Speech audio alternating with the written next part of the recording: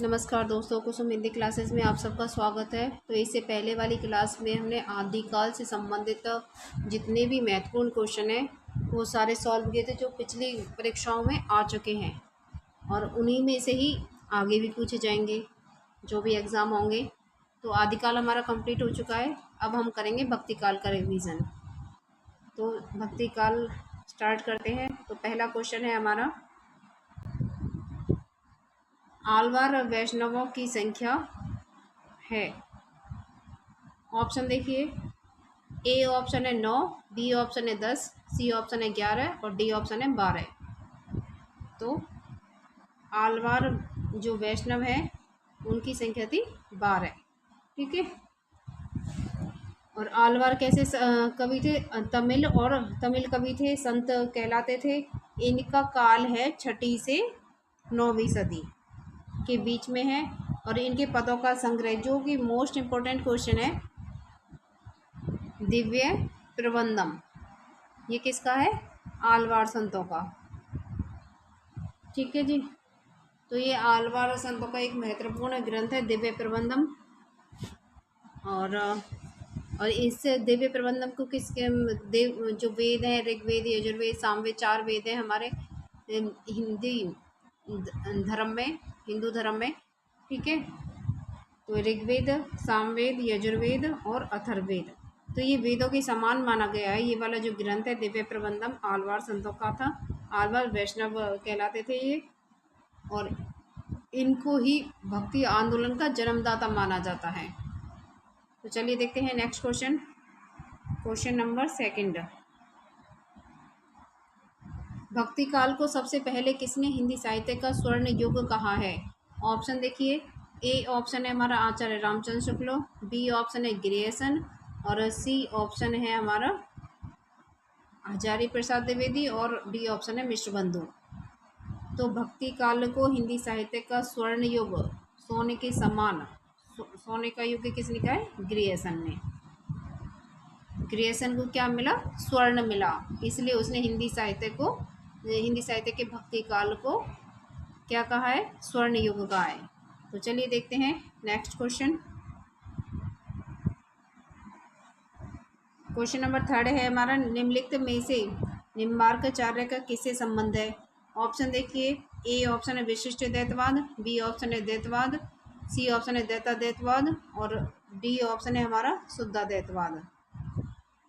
तो निम्बार्काचार्य हैं, उनका संबंध था द्वैताद्वैतवाद। इसको कैसे याद रखोगे कि निम्बार्काचार्य का कौन सा था और किसी का रामानुजाचार्य का कौन सा था? तो द्वैताद्वैतवाद मतलब दैतानी। इसे कैसे याद रखोगे? दैतानी। दैतानी से क्या है? द्वैताद्वैतवाद और नी से निम्बार्काचार्य। अब विशिष्ट द्वैतवाद है, जो विशिष्ट द्वैतवाद है हमारा रामानुजाचार्य का। राम क्या थे? विशिष्ट थे और श्री संप्रदाय है इनका। ठीक है। तो रामानुजाचार्य क्या है? अब बात आती है द्वैतवाद की, ये मध्वाचार्य को। इसको कैसे याद रखेंगे? मदैतवाद।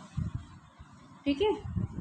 अब है शुद्धाद्वैतवाद। तो बल्लभों का आचरण कैसा होता है? शुद्ध होता है, शुद्ध आचरण वाले होते हैं। तो बल्लभाचार्य जी का ये। ठीक है। तो चलिए देखते हैं नेक्स्ट क्वेश्चन। क्वेश्चन नंबर 4, समग्र भक्तिकालीन काव्य पर कौन सी विशेषता लागू होती है? ऑप्शन देखिए, ए ऑप्शन है अवतार में विश्वास, बी ऑप्शन है जाति प्रथा का निषेध, सी ऑप्शन है अहंकार का त्याग और डी ऑप्शन है ईश्वर लीला का गायन। ठीक है। तो भक्तिकालीन काव्य में अवतार में भी विश्वास करते हैं सगुण भक्ति धारा वाले लोग, और दूसरा क्या है? जाति प्रथा का निषेध भी करते हैं, और जाति प्रथा को नहीं मानते वो लोग, और ईश्वर में भी उनकी आस्था होती है। ईश्वर के लीला का गायन भी करते हैं, लेकिन क्या नहीं करते? इसकी विशेषता किस पर लागू होती है? अहंकार का त्याग। ठीक है। तो सी ऑप्शन हमारा बिल्कुल ठीक है। जो समग्र भक्तिकालीन काव्य पर क्या है? अहंकार का त्याग की विशेषता लागू होती है। तो चलिए देखते हैं next question. Question number 5, question number 5 है हमारा, संगत युग्म का चयन कीजिए।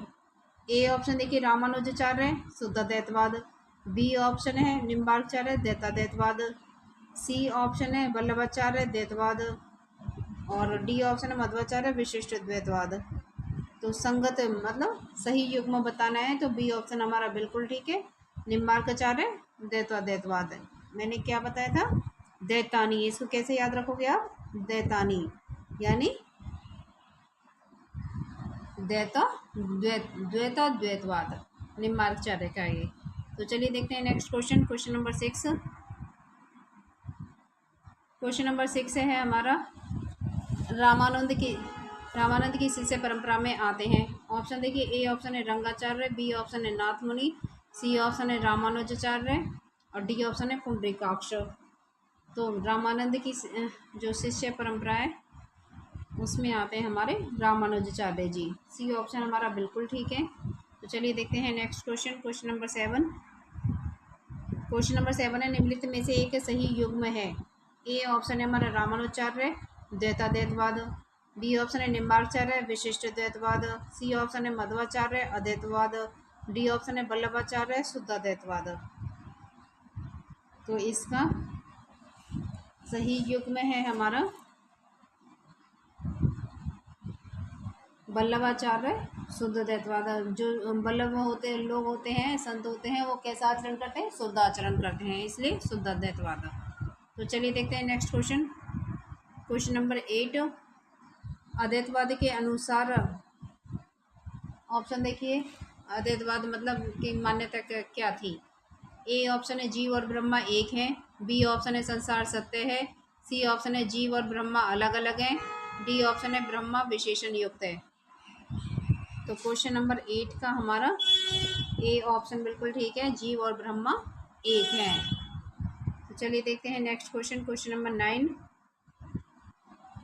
कृष्ण के साथ राधा की महानता संप्रदाय की विशेषता है। ए ऑप्शन है हमारा श्री, बी ऑप्शन है रुद्र, सी ऑप्शन है ब्रह्मा, डी ऑप्शन है सनकादि। तो कृष्ण के साथ राधा की जो महानता है उसको कौन सा संप्रदाय मानता था। तो क्वेश्चन नंबर 9 का हमारा डी ऑप्शन सही है, सनकादि। अब सनकादि संप्रदाय किसका था, तो सनकादिक संप्रदाय है वो निम्बार्काचार्य का था। तो चलिए देखते हैं नेक्स्ट क्वेश्चन, क्वेश्चन नंबर 10। कमल दल नैनने की उन्मानी विसरत नहीं सकी मुँह मन ते मंद मंद मुस्कानी, यह पदचरण किसकी रचना है। ऑप्शन देखिए, ए ऑप्शन है हमारा मीराबाई, बी ऑप्शन है रहीम, सी ऑप्शन है सूरदास, डी ऑप्शन है नंददास। तो कमल दल किसके, रहीम के, ठीक है, रहीम कमल के दलों के साथ चलता है, ठीक है। इस तरीके से इसको लिंक करके हम चलेंगे। तो चलिए देखते हैं क्वेश्चन नंबर 11। क्वेश्चन नंबर 11 है हमारा, निम्नलिखित को सुमेलित कीजिए और नीचे दिए गए कूट द्वारा सही उत्तर चुनिए।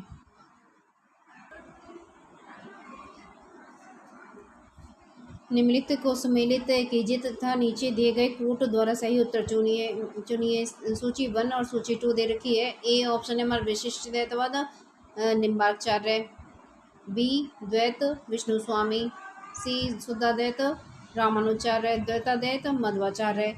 अब विशिष्ट कौन थे, इसको हमको सुमेलित करना, तो चलिए कर देते हैं। तो विशिष्ट कौन थे, राम, ठीक है, रामानुजाचार्य हो गया इसका। और द्वैत मद्वैत ऐसे याद रखना है इसको, मद्वैत, तो ये मध्वाचार्य का हो गया। अब शुद्ध कौन थे, शुद्धाद्वैतवाद, ये है वल्लभाचार्य भी थे और विष्णु स्वामी भी थे, इसके दो थे, वल्लभाचार्य विष्णु स्वामी। अब है द्वैताद्वैतवाद, ये है दैतानी निम्बार्काचार्य का। तो हमारा हो गया ए का थर्ड, बी का फोर्थ और सी का हो गया हमारा सेकंड, थर्ड फोर्थ सेकंड और फर्स्ट। तो चलिए देखते हैं कौन से ऑप्शन में, तो ये है डी ऑप्शन में।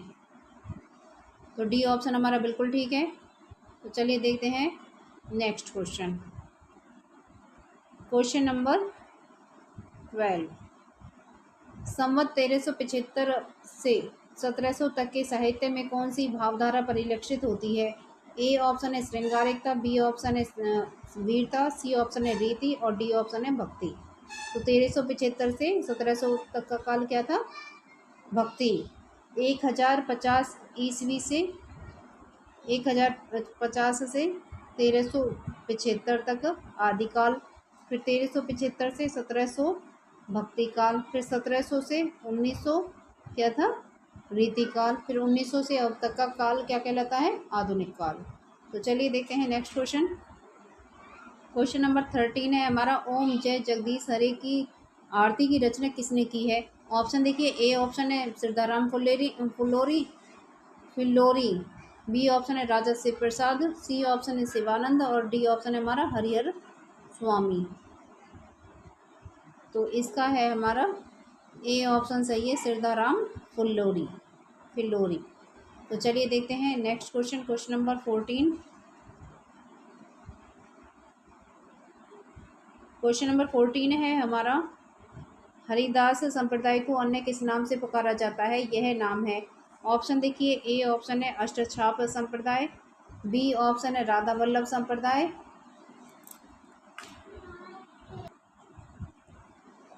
सी ऑप्शन है हमारा सखी संप्रदाय, डी ऑप्शन है चिंता अचिंत्य संप्रदाय। तो हरिदास जी संप्रदाय को अन्य किस नाम से जाना जाता था? इसको सखी संप्रदाय के नाम से जाना जाता था। तो सी ऑप्शन हमारा बिल्कुल ठीक है। तो चलिए देखते हैं नेक्स्ट क्वेश्चन। क्वेश्चन नंबर हमारा 15 है, द्वैतवाद के प्रणेता हैं? ऑप्शन देखिए, ए ऑप्शन है मध्वाचार्य, बी ऑप्शन है वल्लभाचार्य, सी ऑप्शन है रामानुजाचार्य, डी ऑप्शन है रामानंद। तो इसका हमने ट्रिक बताई थी मध्वैत, ठीक है। तो द्वैतवाद के कौन है? मध्वाचार्य। तो चलिए देखते हैं next question. Question number 16। Question number 16 हमारा, शुद्ध द्वैतवाद दर्शन के प्रवर्तक हैं? ऑप्शन देखिए, ए ऑप्शन है शंकराचार्य, बी ऑप्शन है मध्वाचार्य, सी ऑप्शन है वल्लभाचार्य और डी ऑप्शन है विष्णु स्वामी। तो शुद्ध द्वैतवाद के थे, शुद्धाचरण कौन करते थे? वल्लभ। तो वल्लभाचार्य, सी ऑप्शन हमारा सही है। तो चलिए देखते हैं क्वेश्चन नंबर 17। ये कथन भी पूछे जाते हैं, तो इनको भी हमें लिंक करके याद करना है। क्वेश्चन नंबर 17 है हमारा, हिंदी का भक्ति काल बाहरी आक्रमण की प्रतिक्रिया है, यह कथन निम्नलिखित में से किस विद्वान का है? ऑप्शन देखिए, ए ऑप्शन है ग्रियर्सन, बी ऑप्शन है हजारी प्रसाद द्विवेदी, सी ऑप्शन है रामचंद्र शुक्ल, डी ऑप्शन है उपरोक्त में से कोई नहीं। तो हिंदी का भक्ति काल बाहरी आक्रमण की प्रतिक्रिया है, ये था रामचंद्र शुक्ल का। बाहरी आक्रमण किसने माना? रामचंद्र शुक्ल ने, ठीक है। सी ऑप्शन सही है। तो चलिए आगे चलते हैं। और डॉक्टर ग्रियर्सन ने किम भक्ति काल का उदय, ये इंपॉर्टेंट नोट है, इसको एक बार देख लीजिए। डॉक्टर ग्रियर्सन ने भक्ति काल का उदय माना ईसाइयत। ग्रियर्सन एक तरह से ग्रियर्सन ईसाई, ठीक है, ईसाई थे, ईसाइयत की देन माना। और हजारी प्रसाद द्विवेदी ने भारतीय चिंतन धारा का स्वाभाविक, जहाँ पर लिखा जाए ना स्वाभाविक विकास, तो वो स्वाभाविक विकास मतलब किसी मनुष्य का स्वाभाविक स्वभाव का विकास हजारों बार होता है, मतलब स्वभाव हजारों बार बदलता रहता है, ठीक है। इस तरीके से हम इसको याद रखेंगे कि भारतीय चिंतन धारा का स्वाभाविक विकास हजारी प्रसाद द्विवेदी ने माना और डॉक्टर ग्रियर्सन ने भक्ति काल का उदय ईसाइयत की देन माना, ठीक है। तो चलिए देखते हैं नेक्स्ट क्वेश्चन। क्वेश्चन नंबर 18 है हमारा, रामानुज के श्री संप्रदाय में किसकी उपासना होती है? ऑप्शन देखिए, ए ऑप्शन है शंकर, बी ऑप्शन है ब्रह्मा, सी ऑप्शन है विष्णु और डी ऑप्शन है हमारा लक्ष्मी। तो रामानुज के श्री संप्रदाय में विष्णु की उपासना होती है, सी ऑप्शन हमारा बिल्कुल ठीक है। तो चलिए बढ़ते हैं आगे। क्वेश्चन नंबर 19 की तरफ। क्वेश्चन नंबर 19 है हमारा, द्वैतवाद किस आचार्य द्वारा परिवर्तित संप्रदाय है? ऑप्शन देखिए, ए ऑप्शन है हमारा निम्बार्काचार्य, बी ऑप्शन है विष्णु स्वामी, सी ऑप्शन है रामानुजाचार्य और डी ऑप्शन है मध्वाचार्य। ये आया था GIC PGT 2012 में आया था ये क्वेश्चन। तो सारे इंपॉर्टेंट क्वेश्चन है, ऐसा मत सोचना कि बेकार हैं सब। तो द्वैतवाद किस आचार्य द्वारा प्रवर्तित संप्रदाय है? द्वैत बताया था, मध्वाचार्य, मद्वैत। तो इसका है हमारा डी ऑप्शन, मद्वैत। ठीक है जी। तो चलिए देखते हैं नेक्स्ट क्वेश्चन। अब ये देखिए,